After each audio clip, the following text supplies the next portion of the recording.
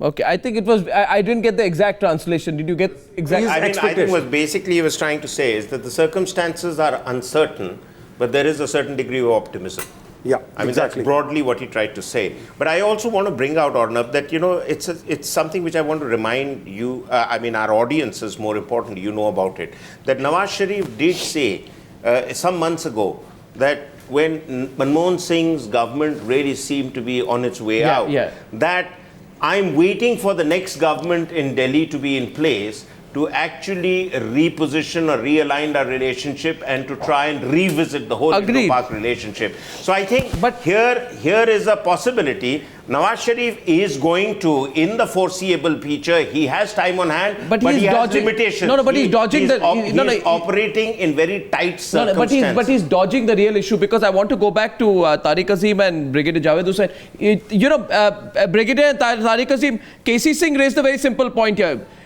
I didn't hear the exact Urdu, Hausle Buland hai and we are all optimistic is fine. But what he presents a scenario that if in Herat the situation had got worse, then there would have probably been no meeting. KC Singh wants to make that point, Tariq Azim. Go ahead. Fortunately, the ITBP person on duty caught the first intruder. That you keep bringing up, Arnab, I'm quite surprised. No, we bring it up because this kind of attitude, I don't think we are going to get anywhere. No, Herat, we keep saying to you what is happening in Afghanistan, and what Mr. Karzai says, if he cannot control his own people, the Taliban inside Afghanistan. Herat is not in Pakistan. Herat is in India, is in Afghanistan. Just hear Mr. KC Singh's point very briefly, Mr. Tariq Azim. Just hear him very briefly. He'll put it in 20 seconds. Right. Go ahead. Okay. I am saying that we are not saying Pakistan is responsible. The leader of the country where this happened says Lashkar-e-Taiba did it. At the very least, we expect Pakistan to say, please, let's have a look at it. Or let's are they involved? Rather than this person going around and doing megaphone, giving advice to Mr. Nawaz Sharif on a megaphone, it should be examined whether he's involved in the attack on Herat. You see, that is where we get on the wrong track. Well, do you think that once this thing comes up and a person like Karzai says something, do you think we don't do anything? Do you think we don't act on it? Don't you think that we will look into it? Of course we look into it, but we find out that this is the usual rhetoric that we hear all the time. Mr. Azim, sir, with full respect,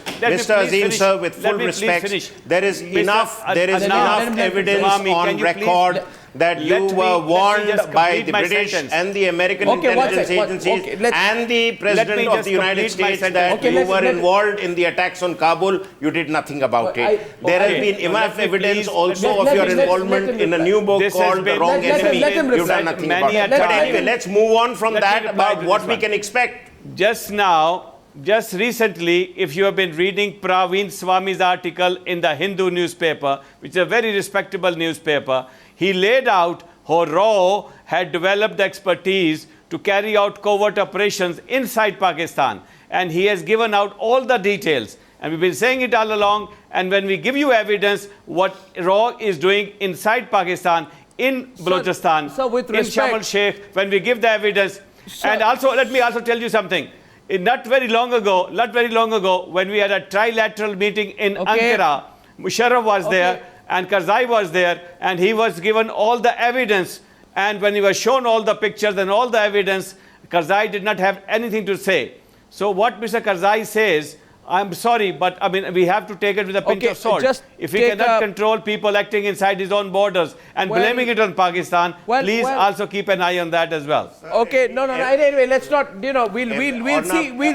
Every time somebody gives them evidence which is against them, they say he's an Indian agent. Every time they say something which is music to their ears, they say that is true. Maruf, the simple point I want to make to Mr. Tariq Azim, and I'm not saying it with any spirit of acrimony, that you ascribe a lot of qualities to RAW. I assure you, RAW does not give patronage to Dawood Ibrahim in Karachi. I assure you that RAW has not kept that Hafiz Saeed a free man. I assure you that RAW has not delayed action on 26/11. These are 3 or 4 of the critical areas. Now we'll discuss those areas. I'm not overplaying what we can expect tomorrow, but we can at least expect some movement. And to have some movement eventually, we'll have to have some points of agreement.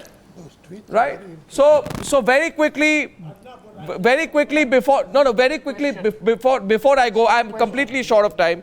I have to conclude, but there is a tweet which Narendra Modi has sent out, which I think indicates that there is some warmth in their personal relationship. I'm going to read it out. He says, Nawaz Sharif told me that he stays in Islamabad but goes to meet his mother once in a week. My conversation with Sharif started on, he shared some very emotional things. This time when he was eating with his mother, he saw visuals on TV of my mother offering me sweets. The visuals touched both Nawaz Sharif ji and his mother. He told me that after seeing the visuals, his mother got very emotional. So at least there are some things which are starting on a good note out here. Andevani, something starting on a good note.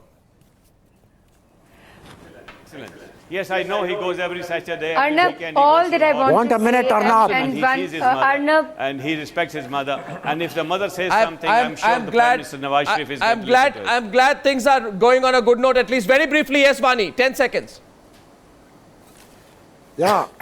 one now, very honest the request last to week- also our esteemed panelists from Pakistan, that let us not lend ourselves to provocation again before we even achieve anything as far as this limited agenda of being strategically bilateral towards each other gets achieved. Okay. Tomorrow's meeting Vani. is and I Okay, assure Vani, you let's that see. Mr. Modi, Let's- in his own margin,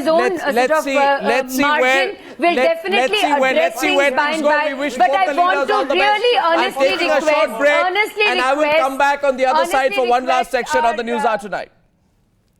Well, that's it on the News Hour tonight. But before I go, tomorrow morning we start our special coverage. There's so much diplomacy, so much action in these meetings, especially what leads up to a post-noon meeting between Nawaz Sharif and Narendra Modi. So follow our reporting through the entire day. I'll see you tomorrow evening. Till then, good night and goodbye.